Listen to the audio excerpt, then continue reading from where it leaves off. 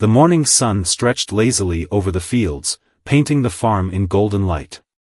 The air was thick with the scent of damp earth and fresh hay, the kind of smell that reminded Jake Johnson why he had never left. This land wasn't just soil and wood, it was history, his family's legacy, carved out through sweat and sacrifice over generations. Standing near the weathered wooden fence, he watched Rusty, his ever-loyal sheepdog, stretch before bounding toward the barn, his tail wagging in anticipation of another day's work.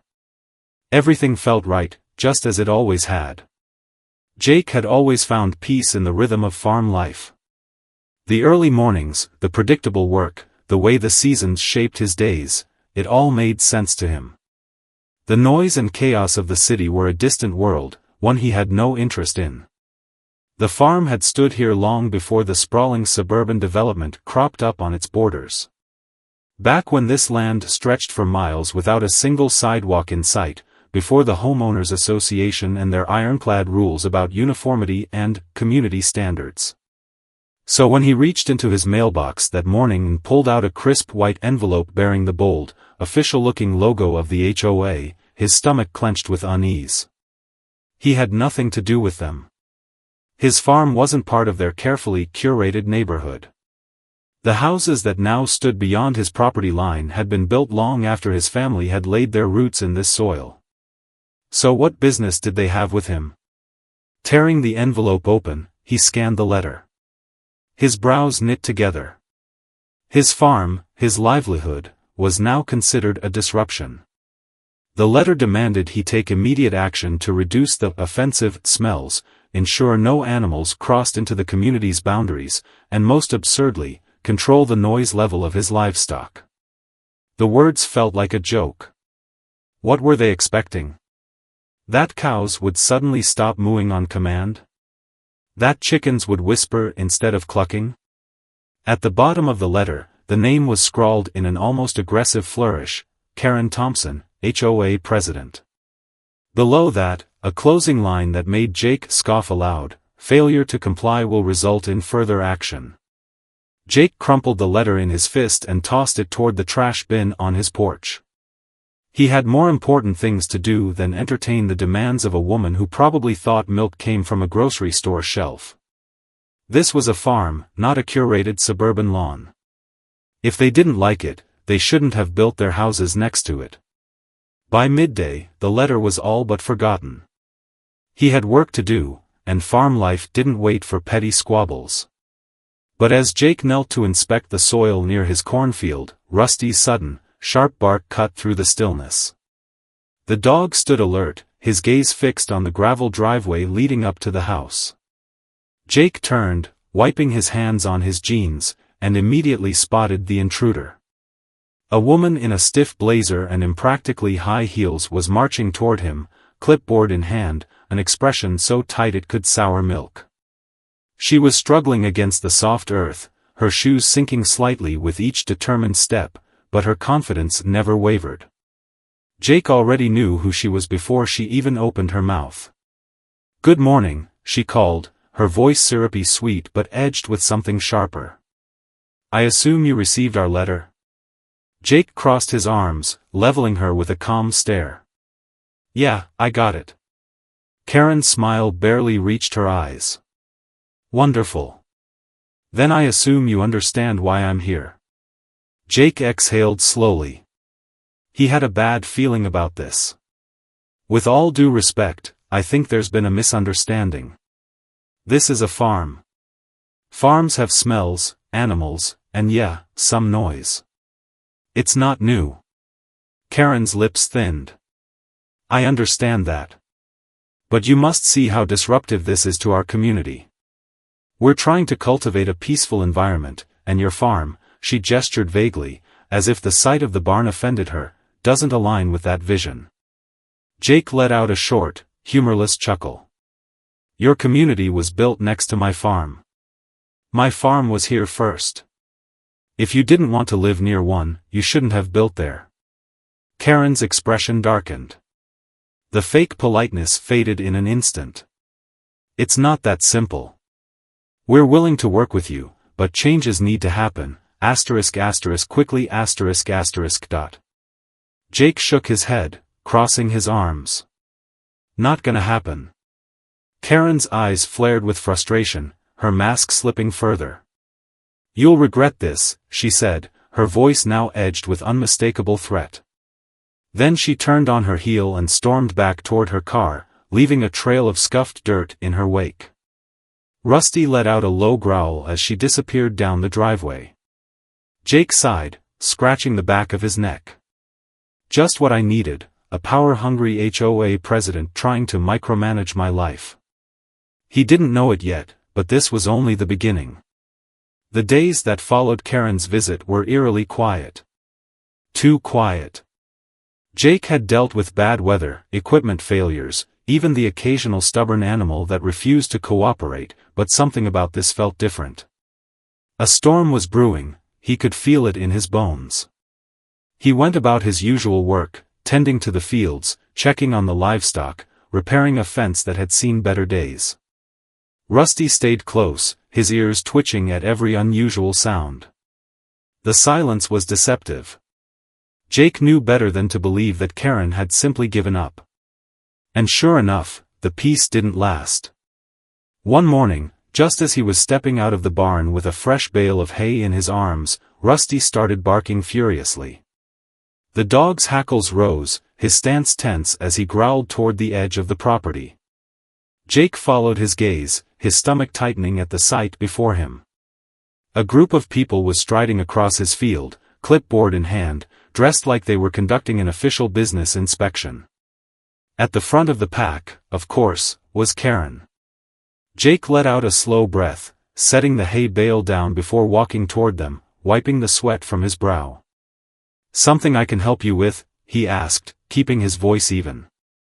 Karen didn't bother with pleasantries. "We're conducting an assessment," she announced, as though she had any authority here. "You've failed to address the concerns raised in our letter, so we're taking it upon ourselves to document the violations."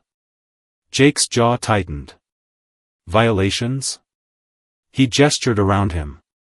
"This is private property." Karen smirked. "Oh, but you see, our HOA bylaws grant us the right to ensure the well-being of our community. And that includes identifying nuisances that negatively impact property values." The smug satisfaction in her voice made Jake's blood boil, but he kept his expression neutral. "And how exactly does a farm that's been here for generations suddenly become a nuisance?" Karen didn't flinch. "It's about quality of life. We've received numerous complaints about the smell, noise, and overall unsanitary conditions." Jake exhaled sharply, glancing at her entourage, each one taking notes, snapping pictures of nothing in particular, clearly looking for any excuse to escalate this ridiculous power play. Rusty let out another warning growl, and Jake placed a calming hand on the dog's head, his patience wearing dangerously thin. "Listen," he said, his voice calm but firm. "You don't have any right to be here. You're trespassing." Karen gave him a sweet, insincere smile. "We're simply gathering evidence to present to the proper authorities. If you have nothing to hide, then there shouldn't be a problem." Jake felt a muscle in his jaw twitch.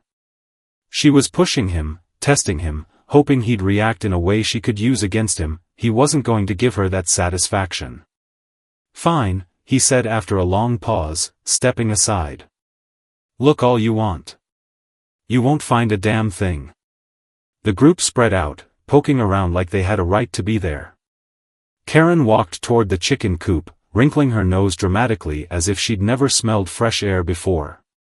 She scribbled furiously in her clipboard, then turned to one of her followers and whispered something that made the woman nod in agreement. Jake knew what she was doing. This wasn't about the farm violating any rules. This was about control. About bending him into submission. 20 minutes later, the group regrouped near his porch, smug expressions plastered across their faces.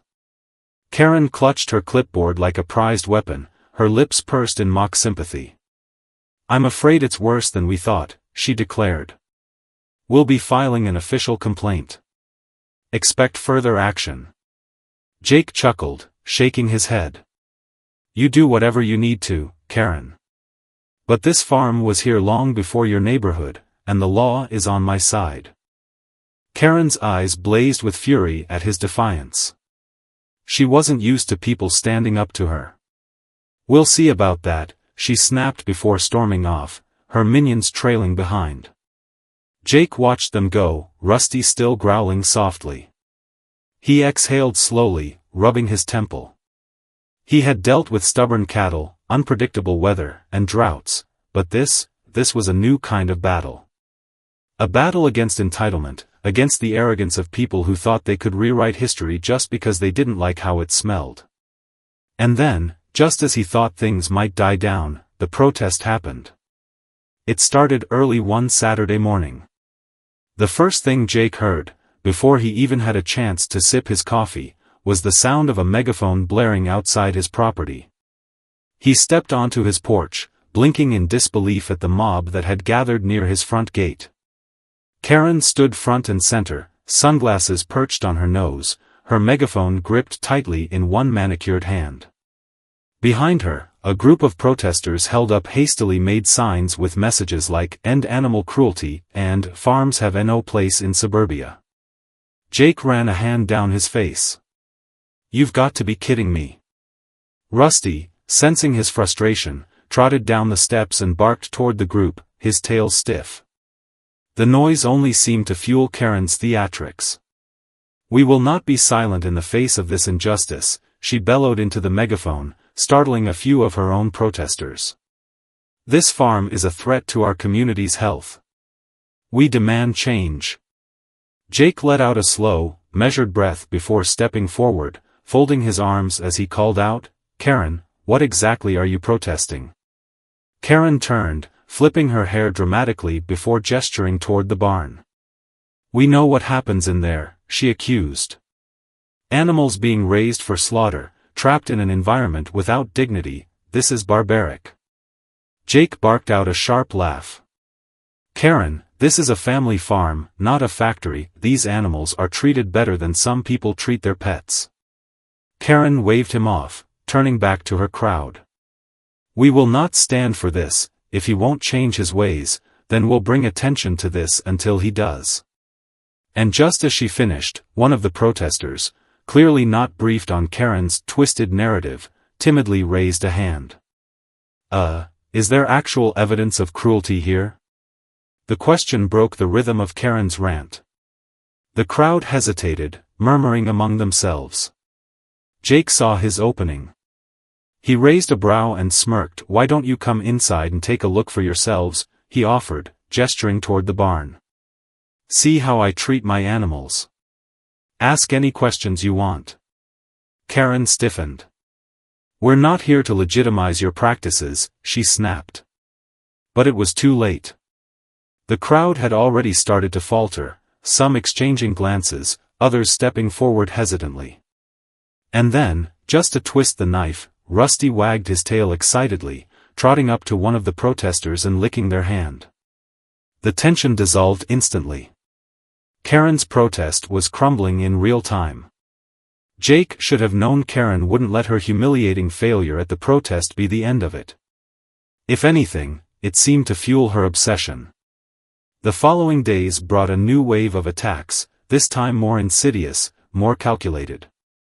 This wasn't just about a petty HOA dispute anymore, **** Karen was playing dirty, ****. It started with the surprise inspection. Jake had been up since dawn, loading sacks of grain onto his truck when a sleek government-issued car rolled up his driveway. A man in a neatly pressed suit stepped out, clutching a briefcase and a notepad. His posture was stiff, the kind of rigid authority Jake had learned to recognize as trouble.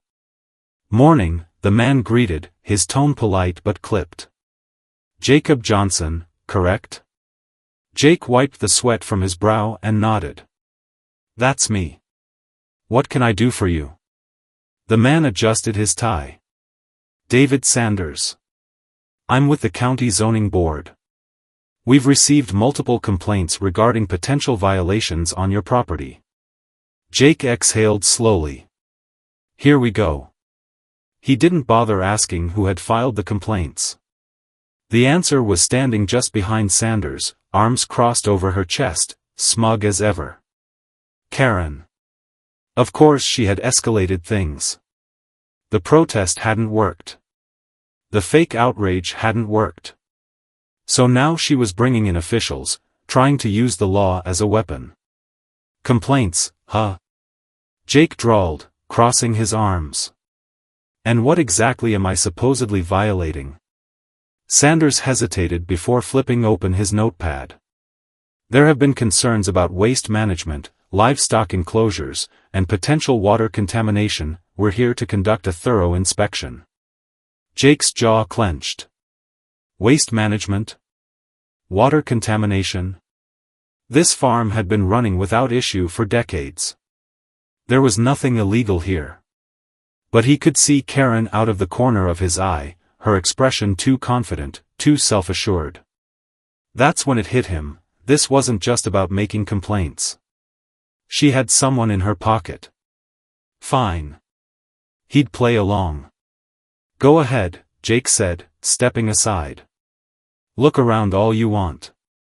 Sanders and his team fanned out, inspecting the barn, the water lines, even measuring the distance between storage areas.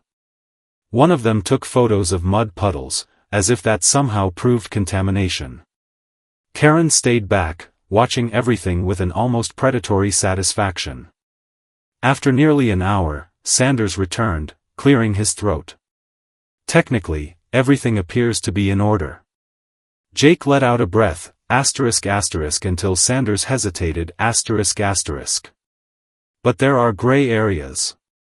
Jake's brow furrowed. Gray areas? Sanders adjusted his tie. While nothing is outright illegal, given the proximity of your farm to the housing development, we may need to enforce additional regulations for the sake of community harmony. Jake's stomach twisted. Harmony, what a convenient word to justify bending the rules. This farm's been here for generations, he said, his voice even but firm. It's always followed the law. And now, suddenly, it's a problem? Karen stepped forward then, her lips curving into a chillingly satisfied smile. Oh, we're just trying to make sure everything is up to modern standards, I'm sure you understand. Jake saw right through her. This wasn't about modern standards, this was about pushing him out. And she wasn't done yet. Hashtag the smear campaign. By the next morning, his name was all over the local news. A hit piece aired, complete with dramatic music and slow-motion shots of his barn, as if it were some kind of crime scene. The reporter, a young woman with an overly dramatic voice, spoke with deep concern about alleged violations and unverified reports of animal neglect. Neglect? Jake almost choked on his coffee. He sat on the couch, Rusty curled up at his feet, watching in disbelief as Karen appeared on screen, standing outside the HOA office, feigning grave concern. We want to support local agriculture, she claimed, her voice a perfect blend of fake sympathy and righteous outrage, but we can't ignore the serious concerns that have been raised. Our community deserves answers. The broadcast conveniently failed to mention that all of those concerns came from her. Jake ran a hand down his face, frustration bubbling into anger. This was a setup, a deliberate, coordinated attack. And the worst part? Some people were buying it. He checked his phone, dozens of messages from people he barely knew, asking if the accusations were true. Some were supportive, but others? Others were already questioning him. The damage was being done. Jake refused to sit back and let it happen. Hashtag the fight back begins. That afternoon, Jake called up the sheriff. You're not gonna believe this, he muttered as soon as Tom Walker picked up. The sheriff chuckled dryly. Oh, I believe it. Karen's been real busy making a mess of things. Jake explained everything, the inspection, the sudden media coverage, the blatant lies. When he finished, Tom let out a slow whistle. You know what this means, right? Jake exhaled. Yeah. She's not stopping. Not until she wins. Well, Tom said, I think it's about time we put a stop to her nonsense. And with that, Jake knew he wasn't going down without a fight. Jake had always known Karen was relentless, but petitioning the town council to rezone his land, that was a new level of insanity. He had spent his entire life working this farm, the same farm that had stood long before the HOA and its self-important rules existed, and now, because one woman with a clipboard and a power complex decided she didn't like it, she was trying to erase it entirely. The official notice arrived on a crisp white sheet of paper, stamped with the town's seal. A public hearing had been scheduled. The wording was bureaucratic and sterile, but the meaning was clear. The council would decide whether his land should be rezoned for modern residential use instead of agriculture. If the vote passed, Jake wouldn't just be dealing with fines or inspections. He would be forced to shut down his farm altogether. This wasn't just Karen throwing a tantrum anymore. This was war. The night before the hearing, Jake sat on his porch, watching the sun dip below the horizon. Rusty lay at his feet, tail flicking idly. The weight of it all settled in his chest. He wasn't just fighting for himself, he was fighting for generations before him and everyone who had ever depended on this farm, Come morning, he drove into town, heart steady, determination sharper than ever. The town hall hearing. The meeting room was packed. Jake wasn't sure what he had expected, maybe a handful of people, mostly HOA members supporting Karen's ridiculous crusade, but this was a spectacle. The crowd filled every seat and spilled out into the hallway. Some had cameras. The local news station had set up in the back. People whispered, shot glances at him as he walked in. Some nodded in support. Others avoided his eyes. And at the front, standing tall and smug as ever, was Karen. She was dressed like a politician, wearing a pristine white blouse and an expression so self-righteous it made Jake's teeth clench. Beside her, members of the HOA sat with stacks of documents, their expressions carefully neutral, though their body language screamed anticipation. The council called the meeting to order. Karen was the first to speak. She stepped forward, placing her hands delicately on the podium, and let out a practiced sigh, the kind meant to sound like concern but reeked of manipulation. Ladies and gentlemen of the council, she began, her voice smooth and measured, I am here to speak on behalf of our entire community. Jake almost scoffed. Entire community, a handful of angry suburbanites did not count as the entire town. This farm, Karen continued, turning slightly to face the audience, has become a growing problem. The excessive noise, the unsanitary conditions, and the overwhelming smell have all disrupted the quality of life for our residents. I know that farming has its place, but times have changed. We must move forward. Her voice softened, feigning sympathy. Mr. Johnson has had ample opportunity to work with us, but he has chosen not to. We are not here to punish him. We are simply asking for progress. She gestured toward the HOA members. For too long, we've tolerated this disruption at the expense of our families, our property values, and our well-being. It is time to take action. She stepped back, chin lifted, as if she had already won. Jake's fists curled at his sides, but he forced himself to remain still. Calm. Measured, that was the key. If he got angry, she would use it against him. The council turned to him. Mr. Johnson, you may respond. Jake pushed away from the wall and walked to the podium. He could feel the weight of every eye in the room on him. I'm not a man of speeches, he started, voice steady, rough from years of working in the fields. But I know bull, he caught himself, glancing at the council. Nonsense when I hear it. A few people chuckled under their breath. Karen stiffened. Jake turned to the crowd. I've lived on this land my whole life. My father lived here before me. My grandfather built this farm from nothing. It's not just a business, it's history. A way of life. And I've done nothing illegal. Nothing that violates the law. He took a step forward, looking directly at the council members. This isn't about progress, this is about control. A few murmurs rippled through the room. Karen moved in knowing this was a farm. Her HOA members bought their homes knowing this was a farm, and now, because she doesn't like the way it smells, she wants to erase it? He let the question hang in the air. What happens when she decides something else doesn't fit her vision? What other parts of this town will she try to change? Karen shot up from her seat. This is... The councilman held up a hand. Miss Thompson, you'll have your turn. Karen sat back down, fuming. Jake continued. I understand that times change. But you don't move next to a farm and then try to get rid of it. That's not how things work.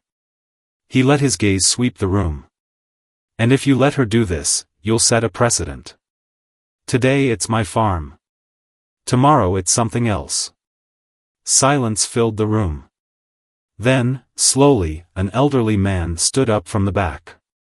Henry Mitchell. One of the town's oldest residents. I grew up on food from Jake's farm, he said, voice firm despite his age. Best meat and vegetables I ever had. If it wasn't for farmers like him, most of us wouldn't have grown up healthy. Another voice joined in. He gave my family free stock when we were struggling. More murmurs.